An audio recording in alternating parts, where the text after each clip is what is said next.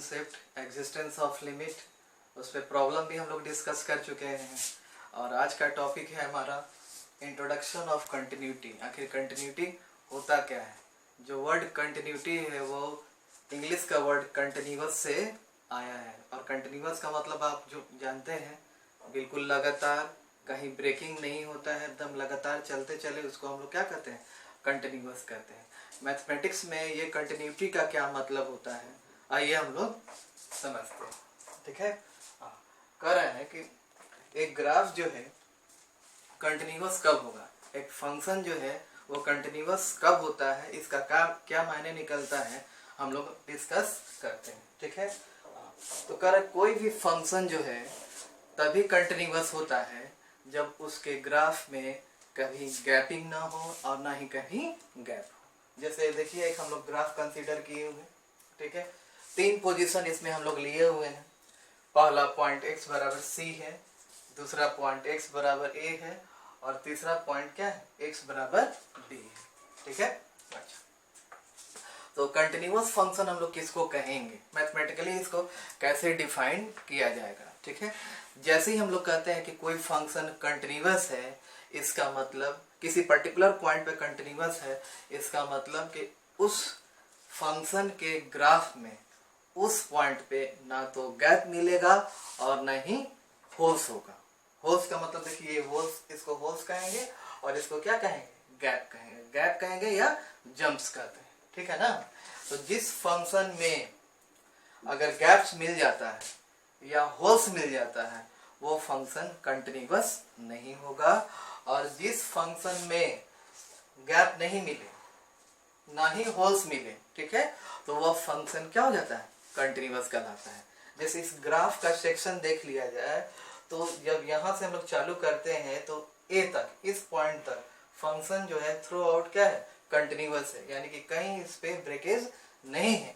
लेकिन जैसे ही ए से हम लोग स्टार्ट करते हैं तो ए पे क्या मिल जा रहा है, गैप मिल जा रहा है, और बी पे क्या मिल जा रहा है, होल मिल जा रहा है। क्या मिल जा रहा है, होल मिल जा रहा है। ठीक है, ए पे हमको क्या मिल जा रहा है, गैप मिल जा रहा है, और बी पे यहाँ पे पॉइंट बी पे क्या मिल जा रहा है, होल मिल जा रहा है। ठीक है ना, तो जिस फंक्शन में गैप मिल जाए या होल मिल जाए वो फंक्शन कंटिन्यूअस नहीं कहलाता है। ठीक है, और थ्योरेटिकली भी देखिए ये क्या लिखा हुआ है, कह रहा है when we say that a function is continuous at a point x equal to a, it means that क्या, at the point a f a। ठीक है, वो पॉइंट का ये कोऑर्डिनेट है, x बराबर a कोई पॉइंट होगा तो x बराबर a रखेंगे तो फंक्शन का वैल्यू क्या निकलेगा, f a। ठीक है, फंक्शन का वैल्यू क्या निकल जाएगा, f a आएगा, इसलिए कोऑर्डिनेट क्या बना है, a, f a बना है। ठीक है, the graph of the function has no gaps और नो होल्स। ठीक है, जब ग्राफ में होल नहीं रहेगा, गैप नहीं रहेगा, तभी जाके फंक्शन क्या कहलाता है, कंटिन्यूअस कहलाता है। ठीक है, इसको ज्योमेट्रिकली हम लोग कैसे डिस्कस करते हैं कि ग्राफ जब हम लोग ड्रॉ करेंगे तो ये बिना ब्रोक किए हुए, बिना टूटे हुए कंटिन्यूअस चलते चला जाएगा। ठीक है, इसमें लिखा हुआ है the graph of y equal to fx is drawn without removing the pencil from the graph paper. ये जो है ज्योमेट्रिकली स्टेट किया गया है कि अगर हम स्केच करते हैं, ठीक है, स्केच करते समय अगर हमारा स्केच बोर्ड को नहीं छोड़ता है तो फंक्शन क्या कहलाएगा, कंटिन्यूअस। लेकिन देखिए ये कंटिन्यूअस हो गया, लेकिन अगर हम लोग स्केच करते हुए पेन को छोड़ देते हैं तो ये पॉइंट क्या हो जाएगा, डिसकंटिन्यूअस हो जाएगा। क्या कहलाता है, नॉट कंटिन्यूअस।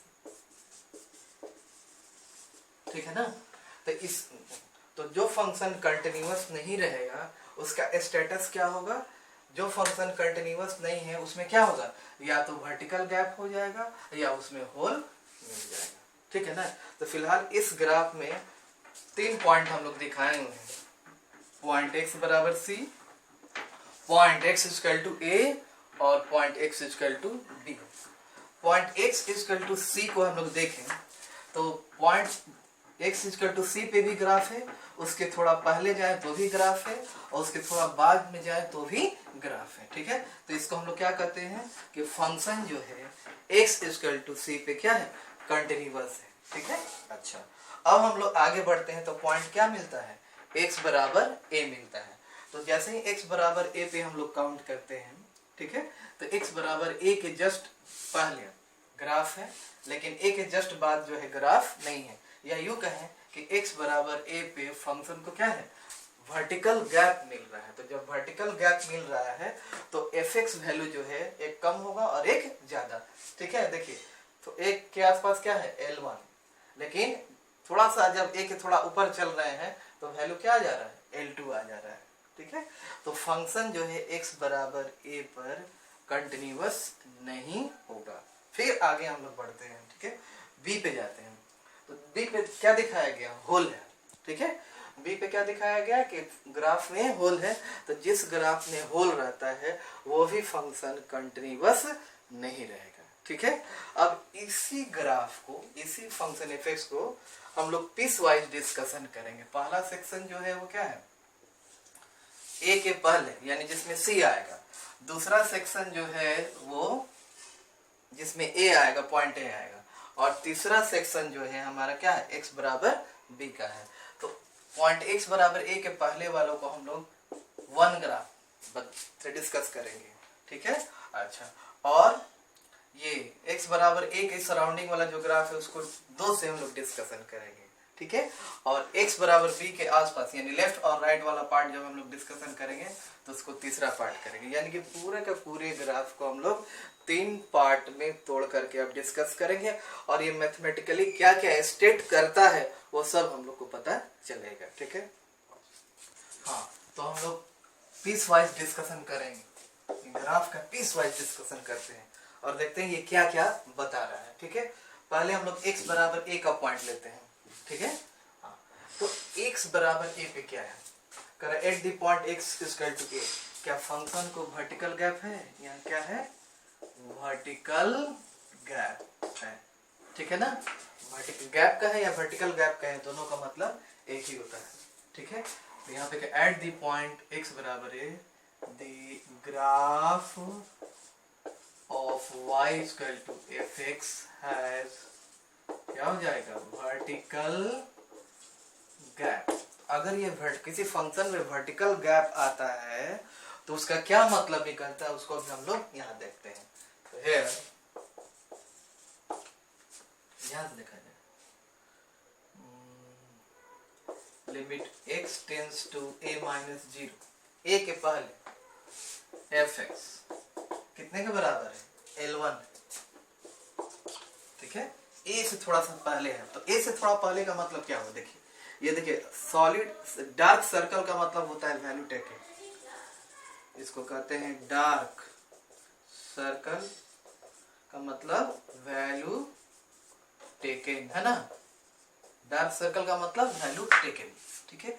तो x बराबर a पे हम लोग देखते हैं कि डार्क सर्कल बना हुआ है, इसका मतलब x के थोड़ा सा पहले रहे, थोड़ा सा पहले, या x बराबर a पे रहे, इन दोनों जगहों का वैल्यू जो है क्या होता है, इक्वल होता है। यानी a पर भी L1 और a से थोड़ा पहले है, थोड़ा सा पहले, तो भी क्या रहेगा, L1 ही रहेगा। यानी ये दोनों हाइट क्या हो जाता है, इक्वल होता है, ठीक है। तो x का मान अगर a से थोड़ा है तो फंक्शन का वैल्यू क्या है, L1, ठीक है। अच्छा, इसको हम लोग क्या कहते हैं, a माइनस 0 को क्या कहते हैं, LHL, लेफ्ट हैंड लिमिट हम लोग कहते हैं ना। अब क्या हो जाएगा, limit x tends to a plus 0, है ना, fx। जैसे ही फंक्शन a से थोड़ा प्रोसीड करेगा, जैसे ही a से आगे जाएगा, तो a से आगे जाएगा तो कहां पे चला जाएगा, देखिए a से थोड़ा सा आगे जाने पे ये हाइट किसके बराबर हो गया, L2 के बराबर हो गया। किसके बराबर हो गया, L2 के बराबर हो गया। तो यहाँ पे a से आगे है तो a प्लस 0 को हम लोग क्या कहते हैं, राइट हैंड लिमिट कहते हैं। तो अब देखा जाए कि फंक्शन में वर्टिकल गैप आने के कारण, फंक्शन में वर्टिकल गैप आने के कारण क्या मिल गया हम लोग को, LHL और RHL ये दोनों बराबर नहीं आया। तो यहाँ पे क्या लिखेंगे, here LHL is not equal to क्या हो जाएगा, RHL, ठीक है। LHL जो है वो RHL के बराबर नहीं होगा। इसको हम दूसरे में क्या कहते हैं, therefore limit of fx at x is equal to a does not exist। ठीक है, यानी कि लिमिट जो है आपका एग्जिस्ट नहीं कर रहा है। इसका मतलब क्या हुआ कि जब किसी फंक्शन का लिमिट एग्जिस्ट नहीं कर, यानी LHL और RHL के बराबर ना हो, तो उस सिचुएशन में क्या मिल जाता है, वर्टिकल गैप। तो वर्टिकल गैप मिल गया, इसका मतलब ये समझिए कि ग्राफ को जब हम लोग स्केच करेंगे तो डेफिनेटली इस पॉइंट के बाद ऊपर जाना पड़ेगा, यानी स्केच जो है हमारा व्हाइट बोर्ड को क्या कर दे रहा है, छोड़ दे रहा है, जिसके कारण फंक्शन क्या हो जाएगा, डिसकंटिन्यूअस हो जाएगा, यानी कंटिन्यूअस नहीं होगा। ठीक है, इसका मतलब x बराबर a पे फंक्शन जो है वो क्या है, कंटिन्यूअस नहीं है। ठीक, इसका मतलब कि जिस ग्राफ में वर्टिकल गैप मिलता है, जिस ग्राफ में वर्टिकल गैप या सिंपली इसको गैप भी कह सकते हैं, यानी कि जिस ग्राफ में गैप मिलता है वह फंक्शन कंटिन्यूअस नहीं होता है। ठीक है, पहला ये पॉइंट हम लोग डिस्कस कर लिए ए। अब इसके बाद दूसरा बी था, ठीक है, उसको भी हम लोग डिस्कस करेंगे। अब हम लोग देखें सेकंड पार्ट, पहले ए पे डिस्कशन कर लिए थे, अब पॉइंट बी पे हम लोग आते हैं। तो बी पे फंक्शन को क्या मिल रहा है, होल मिल रहा है। ठीक है, तो अगर हम लोग ज्योमेट्रिकली चले तो यहाँ से ग्राफ तो ऐसे स्केच करते हुए जाएंगे, लेकिन जैसे ही होल पे पहुंचेंगे वह हमारा स्केच जो हो व्हाइट बोर्ड को छोड़ देगा, फिर आगे जा करके कंटिन्यू होगा। तो जैसे ही जिस पॉइंट पे स्केच जो है बोर्ड को छोड़ देता है वहां पे फंक्शन क्या होगा, कंटिन्यूअस नहीं होगा। ठीक है ना, तो अगर होल पे फंक्शन कंटिन्यूअस नहीं होता है तो वो मैथमेटिकली क्या स्टेट करता है, इसको हम लोग थोड़ा समझते हैं। ठीक है, देखिए अब यहाँ पे क्या है कि x बराबर b के पहले ये हाइट, ठीक है, और x बराबर b के बाद ये हाइट है। देखने से लग रहा है कि हाइट में डिफरेंस है, लेकिन हाइट में कोई डिफरेंस नहीं है, क्योंकि h हमको किसको टेंड करता है, 0 को। तो ये वाला जो पोजीशन है वो हमारा b माइनस h कहलाता है, और ये वाला पोजीशन जो है b प्लस h कहलाता है। h 0 को टेंड करने के कारण ठीक है, ये सब तीनों पॉइंट जो है मर्ज कर जाता है, एक ही बिंदु पे आ जाता है। तो अब बताइए x बराबर b पे तो होल है, यानी फंक्शन के बारे में सोचना ही नहीं है, लेकिन राइट पे जाएंगे और लेफ्ट पे जाएंगे तो ये दोनों हाइट क्या हो जाएगा, इक्वल होगा। हाइट क्या दिया हुआ है, L3, तो b के थोड़ा आगे जाएंगे तो भी L3 लिखेंगे हाइट, यानी फंक्शन का वैल्यू L3 होगा, और लेफ्ट आएंगे तो भी क्या होगा, L3 होगा। ठीक है ना, तो क्या बोल रहा है यहाँ पे, at the point x equal to b function has hole. ठीक है, तो मैथमेटिकली क्या होगा, मैथमेटिकली क्या होगा कि limit x tends to b minus 0 fx, b से थोड़ा सा पहले, ठीक है, वैल्यू क्या था, L3 था। ठीक है, यानी कि इसको हम लोग क्या कहते हैं, LHL। ठीक है, and limit x tends to b plus 0 fx, b से थोड़ा सा हम लोग आगे बढ़ गए, यानी b प्लस h का डिस्कशन करें तो भी वैल्यू क्या दे रहा है, हमारा L3 ही दे रहा है। ठीक है, इसको हम लोग क्या करते हैं, RHL कहेंगे। क्या कहेंगे, RHL कहेंगे। तो गौर से देखिए यहाँ पे LHL है, LHL इक्वल टू क्या है, RHL, यानी कि अगर LHL और RHL बराबर हो गया तो फंक्शन का लिमिट क्या कहलाता है, एग्जिस्ट कहलाता है। लिमिट क्या हो जाएगा, लिमिट एग्जिस्ट एट x बराबर b। अब क्या है, लेकिन fb जो है पता नहीं है। अगर किसी फंक्शन के ग्राफ में होल दिखाई दे तो इसका मतलब होता है कि वहां पे fx का वैल्यू पता नहीं है, यानी डिफाइंड नहीं है। उसको क्या लिखेंगे, but fb is not defined. ठीक है ना, यानी होल वाले कंडीशन में, होल जहां रहता है वहां पे थ्योरेटिकल पार्ट जो है अलग रहता है, और जहाँ वर्टिकल जंप रहेगा वहां पे भी थ्योरेटिकल पार्ट अलग रहता है। ठीक है, तो होल के बारे में जब हम डिस्कस किए तो क्या आया कि LHL RHL तो बराबर हो गया, लेकिन यहाँ पे FB का मान दिखाई नहीं दे रहा, यानी FB डिफाइंड नहीं है। ठीक है, तो हम लोग क्या कहेंगे, therefore fx is not continuous at क्या हो जाएगा x बराबर b, यानी फंक्शन जो है x बराबर b पर कंटिन्यूअस नहीं है। ये दूसरा पार्ट हो गया। पहला पार्ट वर्टिकल गैप का था जिसको हम लोग गैप कहते हैं या जंप कहते हैं, और दूसरा होल का बारी आ गया। होल पे भी फंक्शन जो है वो कंटिन्यूअस नहीं होता है। होल पे भी फंक्शन कंटिन्यूअस नहीं होगा और गैप रहेगा तो भी फंक्शन कंटिन्यूअस नहीं रहेगा। अच्छा, जहाँ गैप रहेगा वहाँ पे मैथमेटिकल पार्ट क्या होता है वो भी डिस्कस हो गया। जहाँ होल रहेगा वहाँ पे मैथमेटिक्स क्या बोलता है, यानी कि वो भी आपका डिस्कस हो गया। होल में आपका लिमिट एग्जिस्ट करता है, लेकिन जहाँ गैप रहेगा वहाँ पे लिमिट एग्जिस्ट नहीं करता है, ये याद रखिएगा। ठीक है, अब देखिए लिमिट का आ रहा है। क्या बोले थे पहले क्लासेस में कि बिना लिमिट के कंटिन्यूटी का कोई डिस्कशन नहीं हो सकता है। इसलिए 11 का लिमिट अच्छा से आप लोग बनाइए और अच्छा से उसको रिवीजन कीजिए। ठीक है, अगर एक बार थ्योरी दिमाग में आ जाता है बढ़िया से, उसके बाद आईआईटी का क्वेश्चन हो या ओलंपियाड का क्वेश्चन हो या किसी भी बोर्ड का क्वेश्चन हो, आप आसानी से टैकल कर लीजिएगा। ठीक है, तो यहाँ तक तो कोई दिक्कत नहीं होना चाहिए। अब हम लोग पार्ट 3 में आ रहे हैं। चलिए पार्ट में आ जाए, तीसरा सेक्शन में आ जाए। ठीक है, गैप वाला डिस्कशन हो गया, होल वाला डिस्कशन हो गया। अब सिंपल जो पार्ट बचा है उसका डिस्कशन करते हैं। जो थोड़ा प्रॉब्लमेटिक था उसका डिस्कशन हम लोग ऑलरेडी कर चुके हैं। अब सिंपल पार्ट है। अब देखिए x इक्वल टू c पर फंक्शन जो है उसमें ना तो होल है और ना ही गैप है। ठीक है, तो यहाँ पे क्या रहस्य छिपा हुआ है, देखिए c से थोड़ा आगे जाते हैं, ये हो गया, इस पॉइंट को कहते हैं c प्लस h। ठीक है, h स्मॉल पॉजिटिव नंबर पहले डिस्कस हो चुका है, और c के थोड़ा सा पहले भी आते हैं तो ये क्या हो जाएगा, ये पॉइंट तो आपका c प्लस h है। अब देखिए ये तीनों हाइट, ये 1 2 3 बीच वाला, ये तीनों हाइट जो है, ठीक है, ये तीनों हाइट का वैल्यू क्या है, fc के बराबर है। ठीक है, ये तीनों हाइट क्या है, बराबर है। ठीक है ना, तो यहाँ पे हम लोग डिस्कशन क्या करते हैं कि at the point x equal to 3, ठीक है, तो ग्राफ इज स्मूथ। किस ग्राफ को स्मूथ कहेंगे, जिसमें ना तो होल रहेगा और ना ही गैप रहेगा। ठीक है, तो ग्राफ स्मूथ है, तो ग्राफ स्मूथ है तो मैथमेटिकली ये क्या बोलता है, तो ये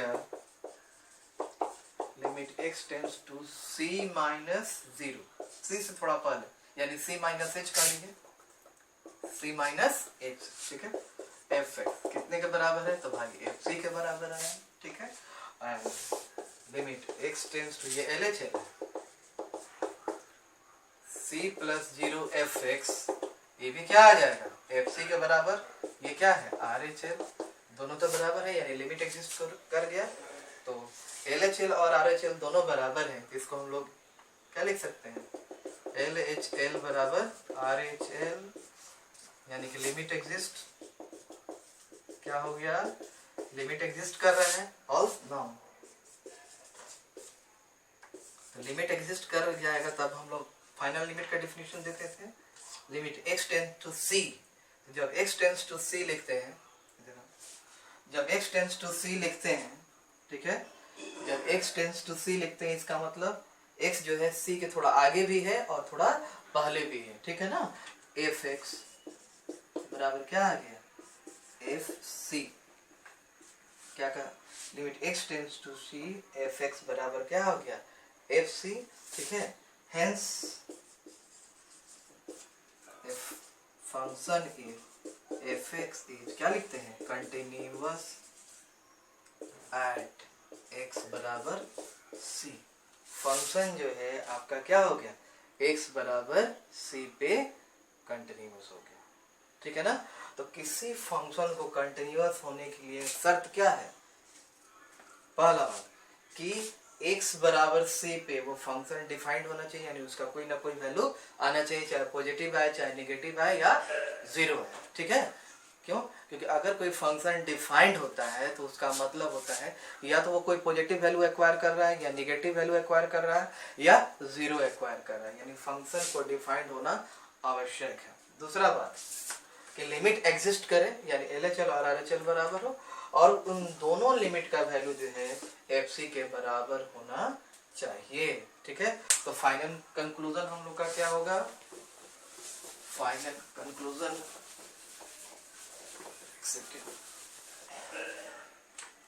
hence we conclude that a function is continuous at the किसी भी पॉइंट पे at the point x is equal to c या a कुछ भी लिख सकते हैं x is equal to alpha if first if alpha is क्या हो जाएगा डिफाइन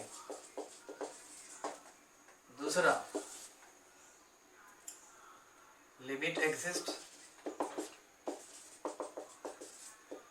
एंड आर इक्वल दोनों का वैल्यू सेम आया तीसरा limit x tends to alpha